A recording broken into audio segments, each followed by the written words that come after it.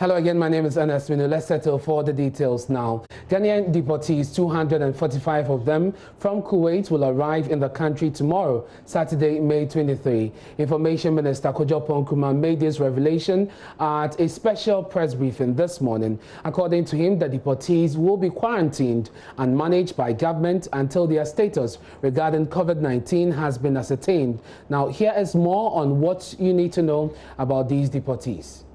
The government of Kuwait has informed the government of Ghana of an intention to deport some 245 Ghanaians who are currently in Kuwait illegally. The government of Kuwait has further requested permission from the government of Ghana to bring these persons into the Ghanaian jurisdiction on Saturday, the 30th of May, 2020. The government of Ghana has subsequently granted a special permit for the admission of the said deportees to Ghana.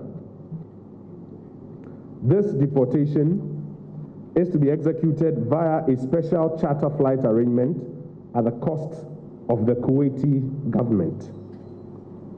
Now, this deportation comes at a time when Ghana's borders remain closed to human travel as part of the international travel restrictions under Ghana's COVID-19 response program.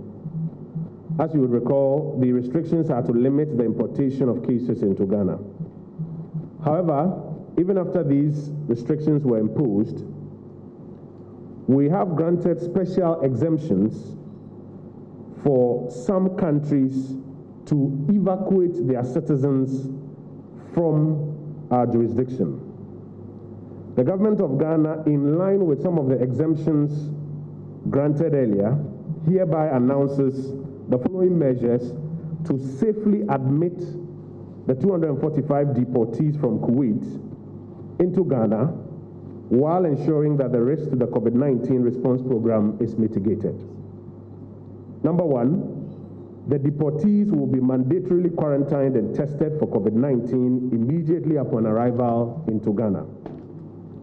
Number two, deportees who test positive will be given the necessary supportive treatment.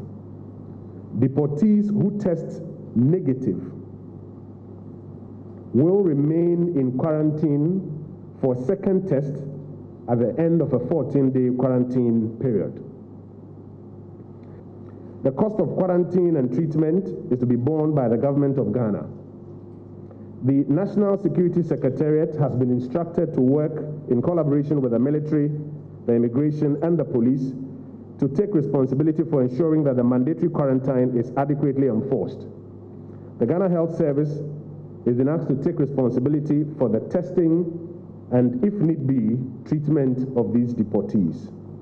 The general public is hereby assured that all measures to ensure the health of the general population and to ensure that the gains of the COVID-19 response program are upheld are being undertaken, even at this time, by the government of Ghana. The potential deportees from Kuwait, these are persons who were found to be staying illegally in Kuwait. The Kuwaiti government has gone through their processes and has satisfied the government of Ghana that these are Ghanaian citizens who are illegally staying in Kuwait, and the government of Ghana has given that permission, that special permit that aircraft containing them can land. I'm trying to confirm the date. It is actually tomorrow. It is tomorrow, not the 30th. It is tomorrow. It is tomorrow that they will be getting to Ghana. So they will be leaving Kuwait tonight, and then they will be getting to Ghana tomorrow. And we have triggered the process to ensure that we can receive them, we can mandatorily quarantine and test and ensure that they don't become a threat to the Ghanaian population, if indeed we have some cases in there. Now, he also said sanctions must apply to Ghanaians who are aiding people to get into the country illegally. The reason for which on a daily basis we hear 40 people arrested here, 60 people arrested here, 80 people arrested here. The reason for which you hear that is because the Ghana Immigration Service and the Ghana Armed Forces have significantly stepped up the fortification of our borders, both on the legal entry points and what is known to be some of the illegal crossing points. The Ghana Immigration Service has on its own put up about 700 men and women to augment their already existing numbers. The Ghana Armed Forces, through Operation Conquered Fist, is supporting that exercise. That is why they are able to get the intelligence, make these arrests on a regular basis, which you, our colleagues, are doing very well by reporting, and then we get the sense, particularly of some of our own citizens who aid and abet these persons who want to come into the jurisdiction illegally. That's the first one. The second one is that, yes, there ought to be some sanctions, and indeed instructions have been given that sanctions must apply particularly to Ghanaians who are in the business of aiding and abetting people without authority to cross now that our borders are closed. The little nuance in that is that as part of the COVID-19 response program, you would notice that arrests, keeping people in custody and related matters are very sensitive and therefore are not handled with the normal dispatch and, may I say, even aggression that you see. Indeed, we had one incident here in Accra where some persons arrested, put in police custody, later tested positive, police persons associated, you have to go along with it. So now, even for the police and the prison service, they have a protocol that when people are, for example, sentenced or people have to be put in custody, they are not commingled with the general population. And so that affects how quickly you can see some of these things in terms of the sanctions side also happening.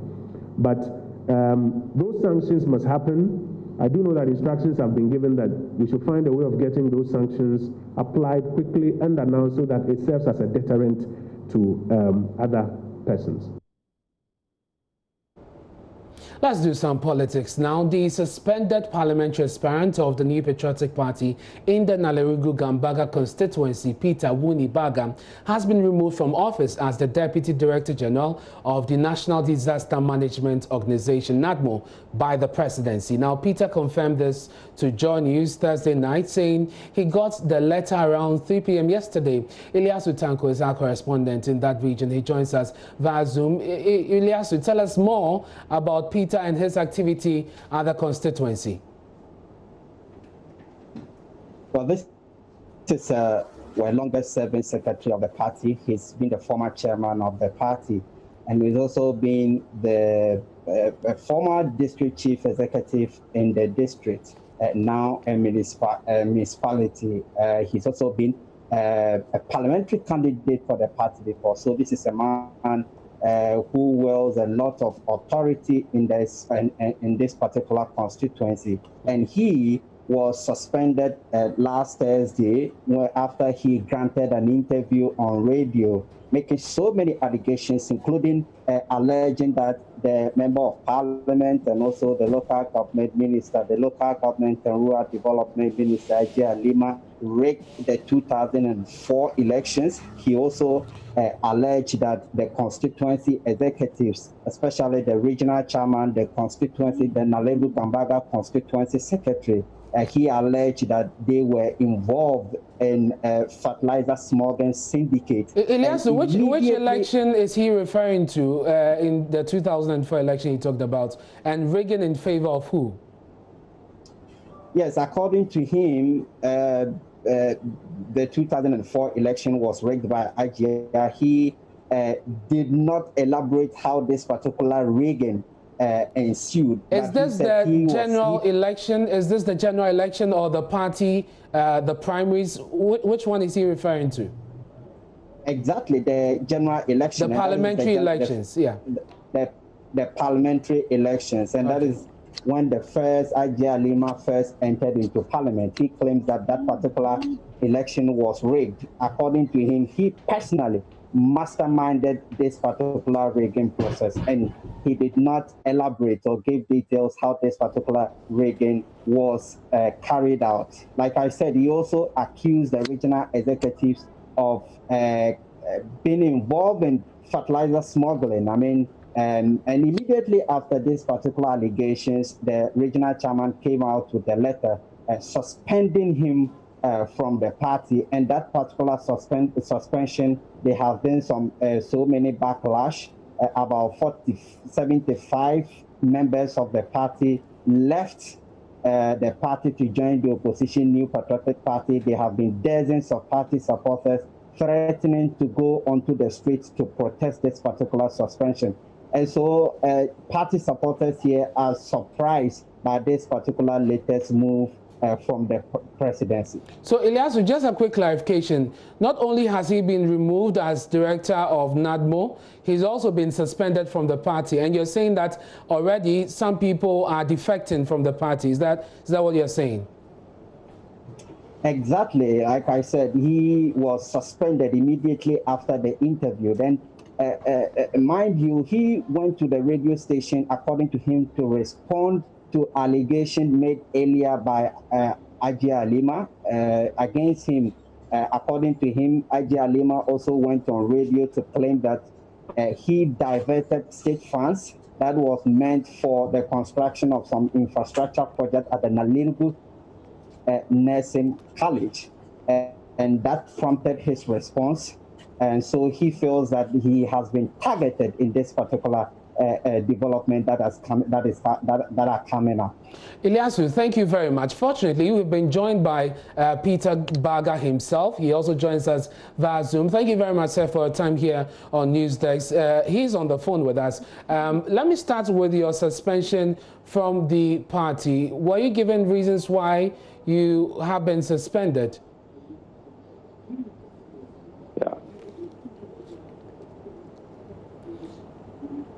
Hello, sir.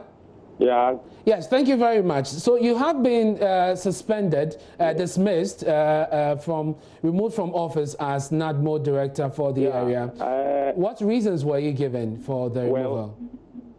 Thank you for having me this morning. Yes, go ahead, sir. We can hear you. Thank you for having me this morning. Yeah, it's true that a letter was sent to me suspending me from the party. The reasons were that I have breached Article 47 of the Constitution of our party, but they did not go further to indicate exactly what crime that I caused. I just want to, at this point, say that my dismissal is not part of what you are discussing this morning on whether the suspension or the radio talk that I granted is the reason why I've been suspended. The letter just indicated that I have been dismissed from office. So I don't think that you have to lump up these two things from the suspension stage to the dismissal stage. I'm serving government. Government is different from party. The party suspended me, but government has not indicated the reason. So I want you to get it clear. Very well. That is fine. So let's talk about your removal from office as a NADMO director. Can you tell us the reasons assigned for this decision? There were no reasons assigned. There were no reasons assigned. Have you taken steps to find out why from your bosses? Well, it's too early. It's too early. The letter was received just yesterday evening, and so I cannot say that it's too late to find out. But the president has the authority to appoint and disappoint. So when it comes to that stage, you don't even have the power to go and ask the president why. When he was appointing me, I was appointed amongst several other party people who suffered the same way like me, but they didn't get the opportunity to serve in his government. So if he is taking me out of the government, I will not even want to go and ask why. But what is your suspicion? I was privileged to serve, and I can only use this opportunity to thank His Excellency the President for honoring me. And I mean, the 3 years of service to government is enough. But Mr. Baga, do you suspect anything? Is there anything that gives you indication that this could be a reason? I cannot speculate because he has the power. Now let's talk about the separate issue, which is your dismissal, suspension from the party. That is a week-long news item you have already gone through, so I don't think I want to speak about that. Yes, but what do you want to do from here? We understand that you are a parliamentary candidate. You want to represent the people of the constituency on the ticket of the NPP. Yeah, that's why I'm saying that there are two separate cases. My suspension indicated that I will be called to a committee, regional disciplinary committee, to go through why I was suspended. And when we get there, I think we will iron things out, and then we'll take it up from there. Mr. Baga, thank you very much for speaking to us here on News Desk. And that's the suspended NADMO director for the region. And of course, he's also been dismissed, suspended from his party as well. And we'll be following up on this. Ilyasu is there, and he'll bring us up to speed on whatever transpires there in the region. Now, two lovers who allegedly connived in an assassination plot at Pameng in the eastern region have been remanded in police custody for the second time by the Asokwa District Court in Kumasi.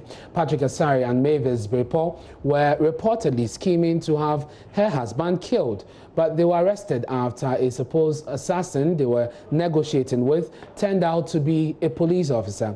Now, they will make their second appearance on the 3rd of next month in court. Nana Asensu Mensah has more in the following report. Counsel for Mavis, Mokhtar Muhaideen, prayed the court to grant her bail, citing she's a nursing mother, but the request was turned down. The mother of 4 is accused of conspiring with 50-year-old Patrick Asari to kill her husband, David Gatto. In a bid to contract a killer, they placed the telephone call which rather went to Menchia Divisional Police Commander. Counsel for Mavis is discounting a charge of abetment of crime and is considering going to the higher court to seek redress. Indeed, it is strike law that in terms of when it comes to bail application, every court and all courts has a jurisdiction to grant bail. Every court. So why do you think the court couldn't listen to your plea? It's the same question I keep asking myself. Why? Which is the reason why I would hopefully repeat my application before the higher court. Before the high court? Yeah, before the higher court, the appellate court. You describe the charge sheet as laughable. Why? Yeah. I will leave that one for the court issues. Such matters are court matters. I'd rather not discuss them on radio. And please, can you tell us what the charge is? I have not been given a copy of the charge sheet, as you are aware. From the point of arrest of the second accused person till now, prosecutions have thought it not necessary to even give the accused person or myself a copy of this charge sheet. So as I speak with you, I do not have the benefit of saying. And as you also even heard the prosecution in court, they are still saying that the charge sheet on which they have premised and secured the remand and the continuous remand of these accused persons, they said in court that they will still vary same. So what is even the basis for the remand in the first place? But these are matters that once you are not okay with, there's room for you to further go up to the higher authorities, i.e. the court, to seek proper redress, which we shall do. Thank you. Will you consider that as against the right for not being given the charge sheet? Certainly, yes, indeed. The court itself even showed its displeasure in not giving the accused persons their charge sheet. It's a right that all of us need to guard jealously against, including all of us, including you guys, the media guys. Tomorrow it could be you or myself on the other side. Let us always strictly uphold the law. It doesn't matter where it falls. It doesn't matter what you think.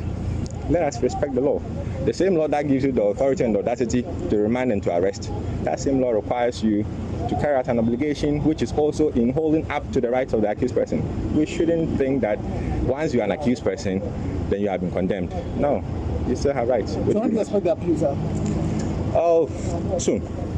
Mr. Gatto is appealing for clemency for his wife, insisting she had been spiritually influenced by Asari to engage in the plot. He told Love News he is disappointed the court refused to grant his wife bail. And to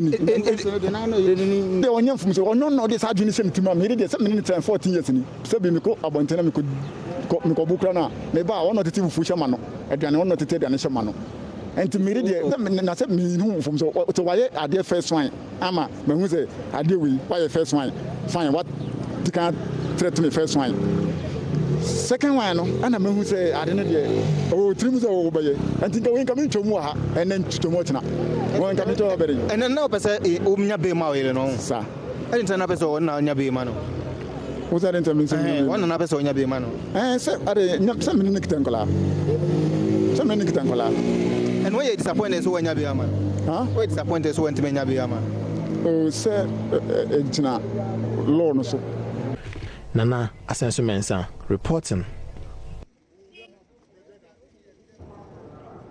Now, over 12,000 residents of Nyankpanduri and its environs in the northeast region lack access to quality healthcare and are currently being forced to rely on unskilled healthcare providers and self-medication. This is because the only facility in the community has been downgraded to a CHIPS compound with not enough health staff to provide essential services. The facility was built in 1945 by the Pentecost Church and has suffered deterioration due to sporadic violence in the area. Ilyasu Tanko has been engaging some residents and filed this report. Nyankpanduri, an old town in the northeast region, was once a hotspot of violence. Now a peaceful and promising town, residents are still suffering the repercussions of disunity. Located about 22 kilometers west of the district capital, Bunkurugu, the Nyankpanduri community is blessed with a lot of fauna and flora. However, years of continued tribal, land and chieftaincy hostilities have suppressed the progress of the area. Access to healthcare is one of the biggest challenges facing Nyankpanduri and its people. With a population of almost 12,000, the town has only a private facility providing very limited services. Residents therefore have to travel to various locations within and outside the region to seek proper medical care. But with the roads and health centers in deplorable state, seeing a doctor when sick has always been an uphill task. The chief of the community, Naba David any place is worried. Like a hospital to go, we go to Boku, Garu, or Nalergu, which are 18 miles above, 20 miles apart from here. And this COVID-19, we are praying hard.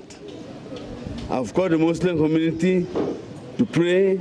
I've called the Christians to pray. I've called the pastors to come pray.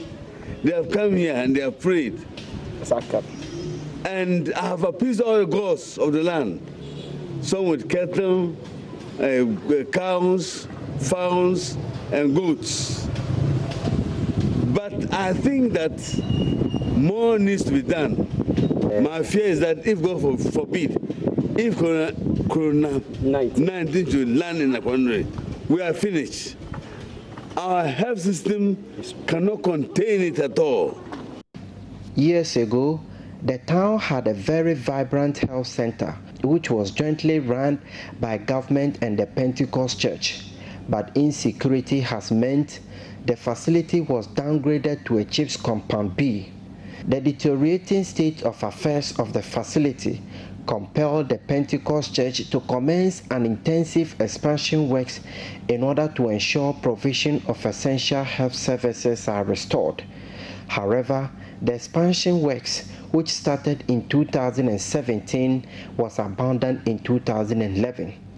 Now, following the outbreak of the coronavirus disease, President Akufo-Addo announced plans to build more than 90 new hospitals to bridge the medical inequalities in the country. The chiefs and people of Nyankpanduri are asking the president to take over the project from the Pentecost Church and put it into use. Here is the Nyankpanduri chief again, leading the demand for the takeover. It was built around 1948, 1949, and it has since remained that way up to date. There's no improvement, even though they have built it up to a hospital standard, but it hasn't been completed. There's no water system running in a place. We went on several occasions at the clinic so that the clinic can go forward. Nothing's happening. So we are calling the government to take over the hospital. We don't have doctors. Our children are dying because of the hospital. We are suffering. We are begging the government to look at these we women in Nyankpanduri. It should help us build the hospital for us. We are suffering. We are going to Garu Now, for with our children, no doctors in the hospital. Water, we don't have water in Nakpanduri too. Healthcare here is bad. We don't have a resident doctor, a doctor who is residing in town. This facility is for Assemblies for God. And my appeal is if the church cannot manage the facility, cannot complete the project, they should better hand it over to the government. We are calling on the government to expedite action, and we are appealing to the government. If it is going to build 94 or 88 facility is talking about, it should try to come and support us complete this facility instead of building a new one. From Nakpanduri, Ilyasu Tanko, Joy News. Now, the holy month of Ramadan is marked by social and religious gatherings where Muslim families and friends unite to break the fast together. Many Muslims increase their attendance at the mosques during the month and also congregate for longer prayers at night. But that has not happened this time around because of the COVID-19. My colleague from the Bono region, Anas Abed, has been speaking to a Muslim cleric and brought us this report.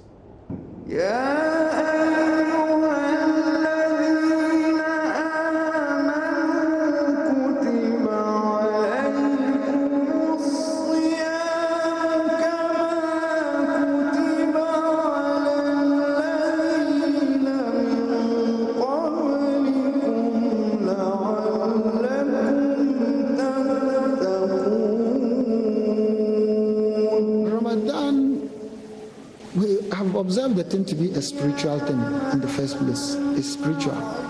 Because God telling us about Ramadan, He said, "Kutiba alaykum as-siyamu kama kutiba ala alladhina min qablikum." Oh, you who believe, that is the believers of the Muhammad tradition. Kutiba alaykum as-siyamu kama kutiba ala alladhina min qablikum. Fasting has been made mandatory or compulsory on you, just as it was made for those before you. لَعَلَّكُمْ تَتَّقُونَ. It's for you to be pious. That is the main reason for Ramadan. So you fast to be pious. And when you are fasting, you get closer to Allah subhanahu wa ta'ala. Ramadan is the ninth and the most holy month on the Islamic calendar. Muslims go without food and drinks during daylight for the entire month. But is the month of Ramadan all about abstinence from food and water? Spiritually, we observe a lot during the month of Ramadan.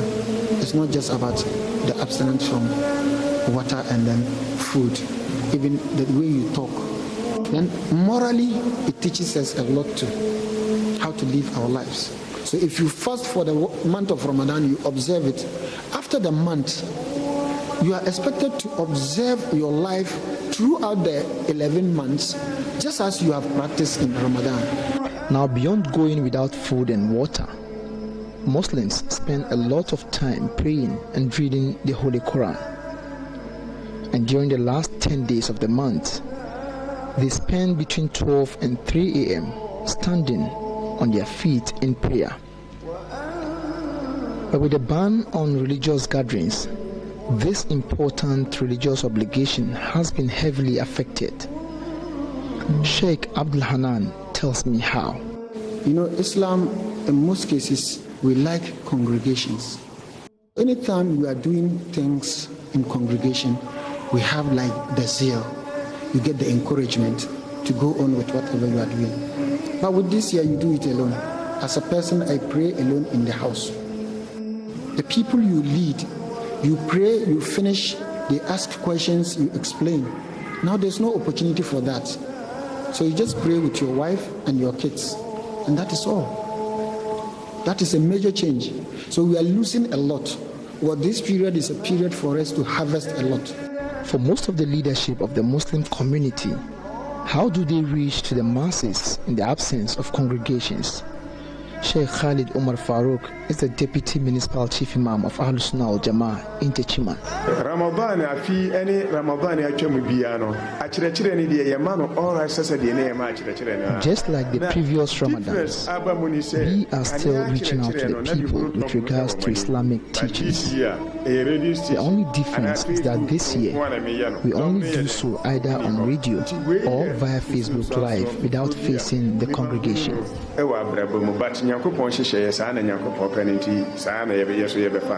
Sheikh Hanan, however, called on Muslims to strive in observing the Tahajjud prayers even in small numbers at home and seek from the Almighty God to protect us from the COVID-19 pandemic. Let us do the possible best we can to observe the prayer in our homes, in our small numbers. You, your kids, your wife, just observe it. And then pray after your prayer. Pray to Allah that this calamity, Allah should take it away from us, or He should provide us with the antidotes quickly. Reporting for Joy News, Anas Sabit, Techiman. Time to take a break here on News Desk. On Way 10, we'll hear from the Aviation Ministry. The banking claims it diverted the contract awarded to LCB Worldwide for a disinfection exercise of the airports. Daryl Kwal has details after this break. Hi, good morning. Welcome to Business. My name is Daryl Kwal. The Aviation Ministry has debunked reports claiming it diverted a contract earlier awarded to LCB Worldwide for the disinfection of the country's airports. Charles Aite was at a press briefing and reports.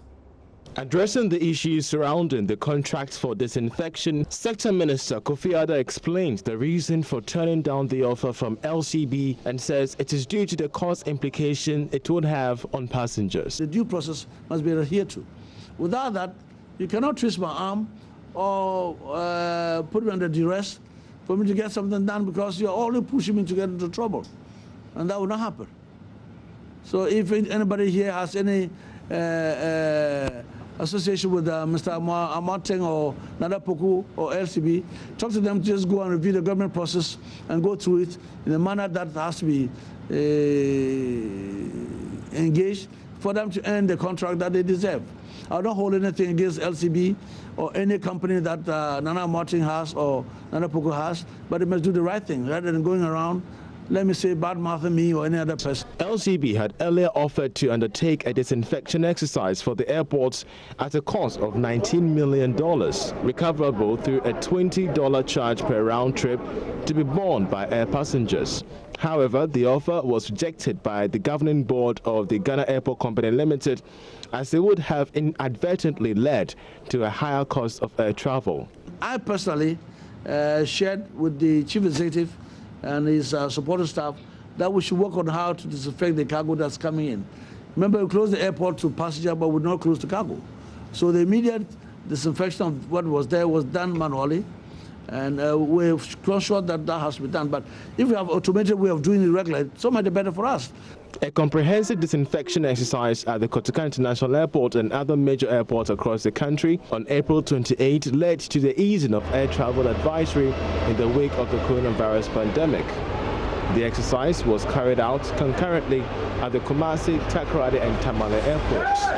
Over 200 personnel from Zoomlion Ghana put in 14 groups sprayed the entire Kotoka International Airport, including all 3 terminals, departure lounges, civil aviation buildings, roads, among others.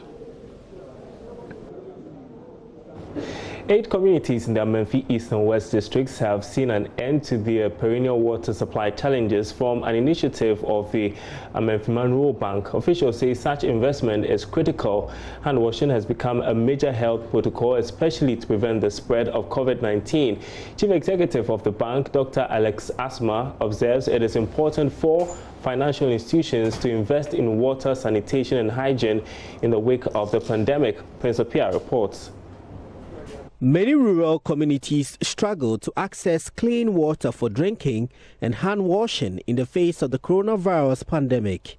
Some industry players say financial institutions should explore opportunities in the sector beyond cash and material support to health facilities. In response to government's call, Amenfi Rural Bank has invested 320,000 Ghana cedis in water installations in the Amenfi East and West districts. Dr. Alexander Asma is the CEO. To the President advised to support the nation to fight the COVID-19 pandemic, and the bank has donated 8 mechanized boreholes to 8 communities in Amenfi East Municipality and Amenfi West Municipality. All of them is to make running water available to these communities so that together we will have water to do all the things that we have to do with, and we also have water to, most importantly, wash our hands and fight the COVID-19. You will recall that the president called on the nation to support him to make available the necessary items, the PPEs and water and anything that we can have to support the fight against the pandemic. And the board of directors of the bank, responding to this call, quickly approved a budget of 320,000 Ghana cedis to create these mechanized boreholes for these communities. Each of the 8 beneficiary communities has a 10,000-litre water tank with a distribution machine to supply nearby households. Residents describe the intervention as timely as it brings relief to the perennial supply challenges. Sir, at the problem with and if you can't say, I don't want to say.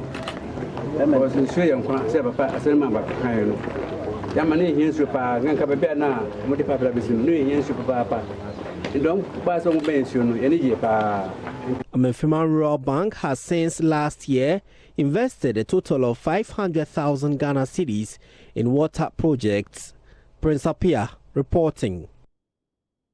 That's all in business. There's more to come after this break.